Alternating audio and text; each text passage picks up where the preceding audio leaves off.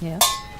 It's actually difficult sitting through your bio. You write the bio, but when someone else reads it, you've got to sound sort of surprised and sort of impressed and sort of cram all of it together. It's one thing about academia you learn how to do really well is big notes yourself. So really, it truly is an honour to be standing here today and sharing some of the lessons from education and health. Because although we work in different sectors per se, we certainly all work towards the same goal of improving outcomes for our people. Now, I can't see the screen, so this might be a bit clunky, so just bear with me. So I begin by acknowledging the Turrbal and the Yagara and their ancestors on whose beautiful land this beautiful city of Brisbane sits, and on whose ancestral lands we come together today for the ceremony. I thank the Turrbal and the Yagara for their custodianship over these lands for thousands of years, and appreciate Uncle Des in warmly welcoming us here to meet, and for his offer of safe passage for this important work. My people are the Kalkadoon desert people from far northwest of Queensland, and in keeping with custom, I acknowledge the elders, past and present, yours as well as mine, and appreciate the work and the guidance that they've provided our communities in this great state.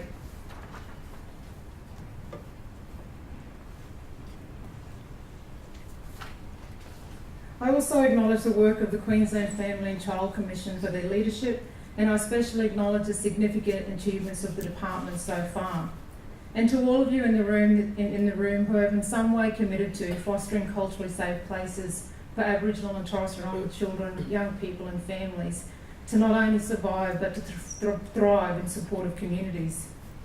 I acknowledge you and your leadership, your courage and your persistence, and most of all, in light of the magnitude of some of the challenges of delivering on this commitment, I acknowledge your willingness to stay in the conversation again and again. And finally, and most importantly, to my First Peoples brothers and sisters, I say thank you. Thank you for your persistence, your understanding, and most of all, our forbearance to staying in the conversation to figure out how we do this better for our people.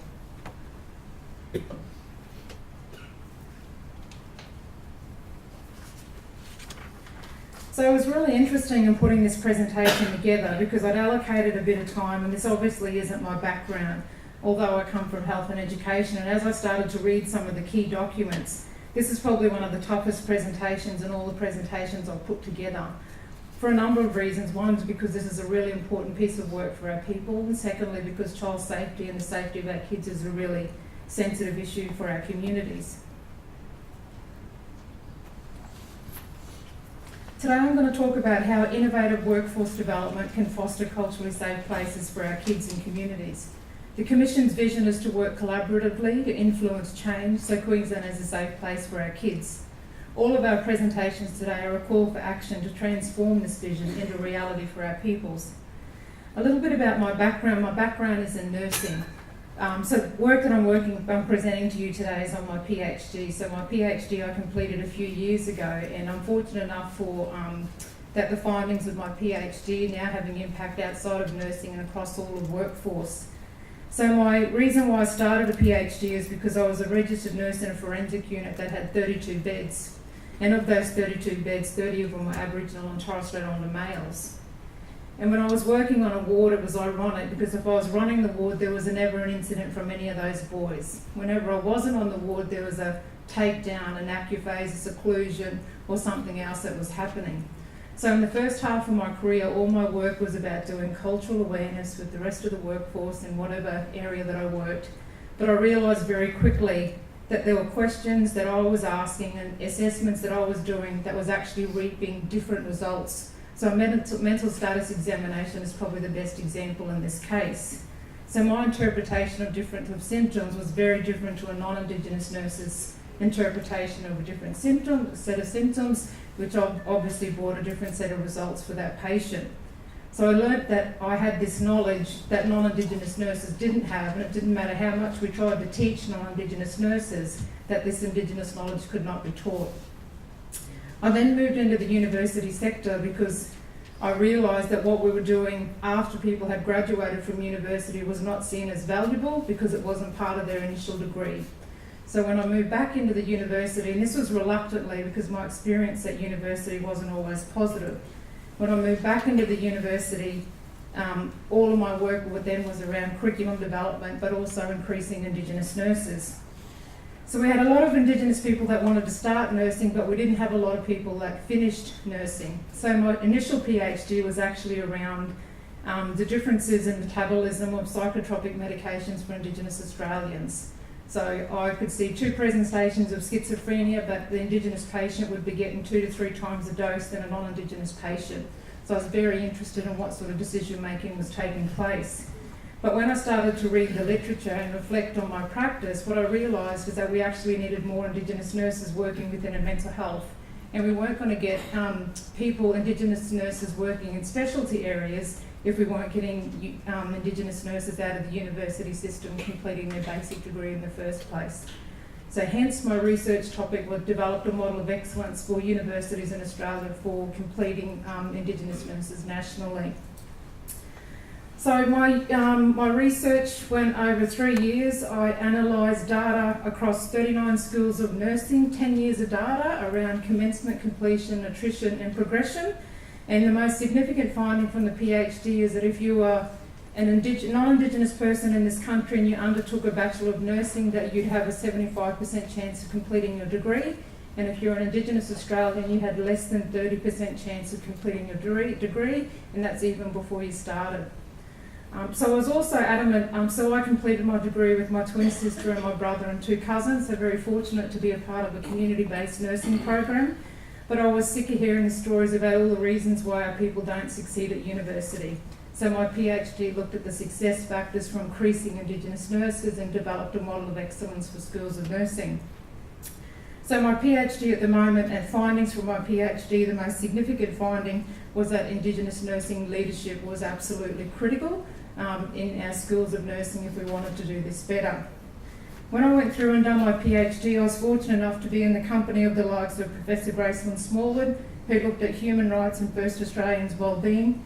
I had Dr. Vicky Saunders, who was also here, Dr. Lenore Geyer, who looked at 5 generations of parenting for Palm Island, Dr. Greg Phillips, who's all Aboriginal and Torres Strait Islander academics, so phenomenal.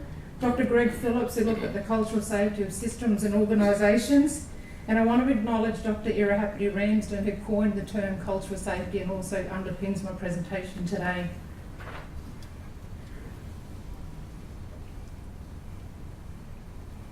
I'm pushing it. There you go. Got it? Yeah. So it is well known, and I don't need to rattle these statistics off. You guys all work in the system, I'm sure you know all of these. So our kids are overrepresented across all stages of the child protection system, 5 times more likely to be subject to notifications, 8 times more likely to be subject to ongoing intervention, and 8 times more likely to be in out-of-home care. So while this sounds like a very bleak story, there is enormous hope. Our people have been at the forefront of health advancement here in Queensland, in Australia and also internationally. And we're fortunate enough to hear some of the successes and the significance of 2017, 50 years since the referendum, 25 years since historic Mabo, and 46 years since the self-determination of Aboriginal community controlled health services. And this will be the focus of my talk today. So I'll cover 3 key areas, and the first and the most important is about the role of Indigenous knowledge. Specifically, I want to address the unexplored potential that exists for two-way learning and new and more sophisticated ways of working together. I also want to talk about the Indigenous knowledge that's already available to the department as a result of a much needed and developing Indigenous workforce.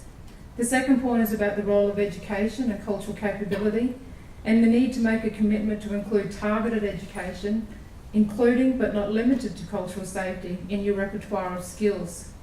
The third point is about leadership and rising to the challenge and transforming that vision into a reality.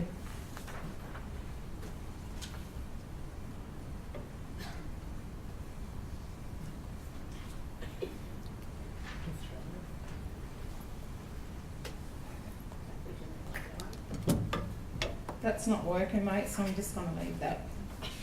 Probably best. There you go. Oh, there you go. So to begin, the role of Indigenous knowledge and policy and practice is absolutely paramount. And I want to use the example of the earlier acknowledgement of the Turrbal and the Yagara people to demonstrate why Indigenous knowledge is critical in our conversations about culturally safe places. We conduct an acknowledgement of country because of the unique, distinct contribution made by the first Australians. By the acknowledgement of Aboriginal and Torres Strait Islander cultures, we open a way to the unexplored potential that exists for two-way learning, and new and more sophisticated ways of working together are made possible. Our people have maintained a continuous connection to each other, culture and country longer than any other human group on this planet. In the process, we have acquired deep knowledge, understanding and experience that only comes from such a sustained relationship. It is right here in this country that our ancestors forged their resilience and handed to us the legacy of our ancestral beings and the responsibility for the future of our people. Through massive change in landscape and in human development, and over more than 60,000 years, our people have continued. This achievement is worthy of acknowledgement. Every time we begin a meeting, a symposium, or any forum with an acknowledgement of country, we're making real a rightful intersection of an ancient land and the planet's oldest human cultures with the modern Australia. In acknowledging the Turrbal and the Yagara at the beginning, I show my respect to them, their elders, and their ancestors for their continuing leadership and their ever-evolving economic, social, cultural, and spiritual bequest to this nation. It opens the way for Indigenous knowledge to be recognised as critical in delivering on the promise of culturally safe places where Aboriginal and Torres Strait Islander children, young people, and their families thrive in supportive communities. Our families, our elders, and our ancestors provided the encouragement to learn and lead beyond our comfort zones. And by blood, they tied us to the destiny of our people, whose veins pulse with 60,000 years of connection to this land. This is not something to be taken lightly, nor something that any of us could walk away from. Colonialists arrived in Australia in the 1700s and they brought with them Western knowledge. This arrival heralded great achievement for Great Britain, an era of dispossession and oppression, but it heralded an era of dispossession and oppression for Indigenous Australians. Make no mistake, colonisation deliberately aimed to denigrate and eradicate Indigenous cultures, ways of knowing, ways of being, and the way that we do things. Despite this approach, Indigenous ways of knowing, ways of being, and ways of doing do remain as much as they ever did before. And it is this knowledge, experience, talent, and style of leadership that the Commission and the Department has to capitalise on to eliminate the overrepresentation of Aboriginal and Torres Strait Islander children in care. My experiences in health and education have led me to recognise the importance of utilising the strength of policy and practice in improving the circumstances facing our people, and that designing and delivering services responding to this crisis requires the input of our people. This is not just an Indigenous thing. This is best practice policy and design. Implementation in any field is to involve the people most affected so as to maximise the outcomes. I'm not even going to try and use this green button because it's not going to work for me, so I'm just going to keep moving through. Oh, I should.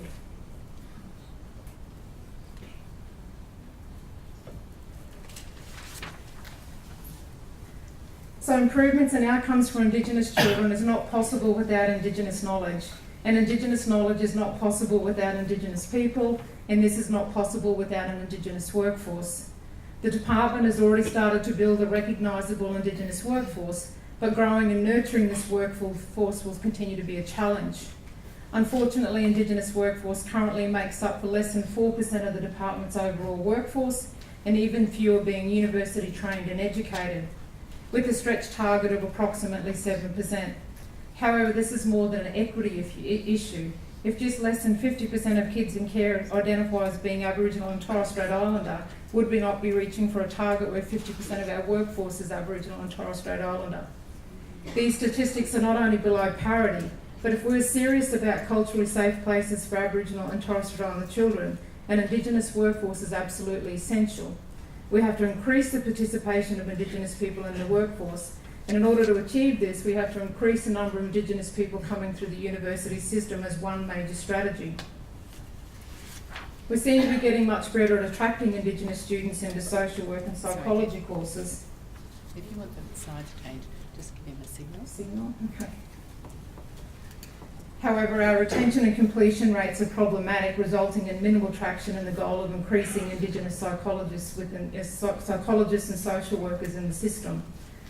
Given the low Indigenous social worker and psychology numbers and the disproportionate representation of Indigenous kids in the system, unless we make increasing these numbers a national and state priority, we'll continue to grapple with this issue. I'm not even sure where I'm up to now, mate, so I'll just go. And you've got about 5 minutes left. Beautiful. This is great. I can just do this. Beautiful. So my second point is a need to talk about a commitment to including education, including cultural safety and cultural capability in your repertoire of skills. We need to recognise that cultural safety and cultural capability are critical elements in all interactions between Indigenous and non-Indigenous people, and are fundamental tools required by the workforce to legitimately and genuinely build its cultural capability across all levels of the organisation. It's important to acknowledge the significant work that's already been undertaken in this area and the abundance of Indigenous-led national and international research that supports this conviction. I look forward to the day when the same consideration is given to targeted Indigenous education and competence that has been given to other areas of education and capability, and the department recognises it as a priority and aligns policy, practice and education services accordingly. My third and final point is we need more exemplary leaders like those that are here today, and we need them more than ever. For those of us who have worked in Indigenous affairs, we have learnt that leadership is most effective when it respects culture and is deliberately and consciously committed to learning about and building solutions from the best of both cultures. We need leaders, Indigenous and non-Indigenous, proficient at navigating the two-way learning space towards new and more sophisticated ways of working together. Leadership that demonstrates that the cultural safety of Aboriginal and Torres Strait Islander children, young people and families is a concern for everyone in the department. Leaders from policy and practice and academia need to collaborate to strategically build the Indigenous workforce and the cultural capability to this end. The department has a unique opportunity to seize the promise of culturally safe places for Aboriginal and Torres Strait Islander children, young people, families and communities, along with the two-way respect for new learning and sophisticated ways of working together, make real the point where the rubber meets the road.